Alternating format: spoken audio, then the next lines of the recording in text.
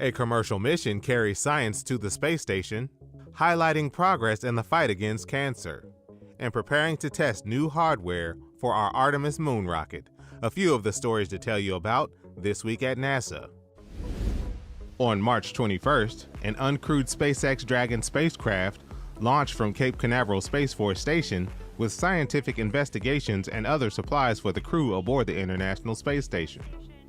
The science being delivered to the station includes a study on plant metabolism in space, new sensors to provide 3D mapping capabilities for the station's free-flying Astrobee robots, and a study that could benefit solar cell technology. This is SpaceX's 30th commercial resupply services mission to the space station for NASA. During a March 21st event at our headquarters in Washington, NASA and the Department of Health and Human Services highlighted progress the agencies are making toward President Joe Biden and First Lady Jill Biden's Cancer Moonshot Initiative. The initiative has a goal of cutting the nation's cancer death rate by at least 50% in the next 25 years. NASA is conducting scientific research on the International Space Station and working with other federal agencies to help end cancer as we know it. A test version of the Universal Stage Adapter for the more powerful version of our Space Launch System, or SLS rocket, recently was delivered to our Marshall Space Flight Center. The Universal Stage Adapter will connect the rocket's upgraded in-space propulsion stage to the Orion spacecraft as part of the evolved Block 1B configuration of the SLS.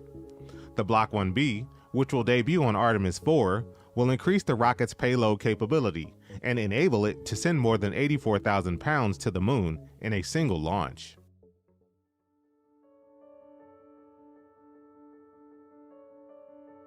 Former NASA Gemini and Apollo astronaut Thomas Stafford passed away on March 18th.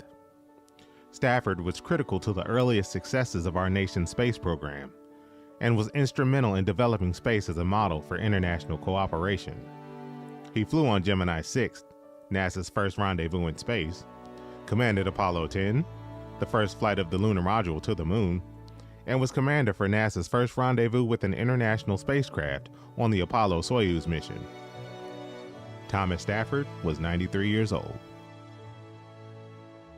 That's what's up this week at NASA.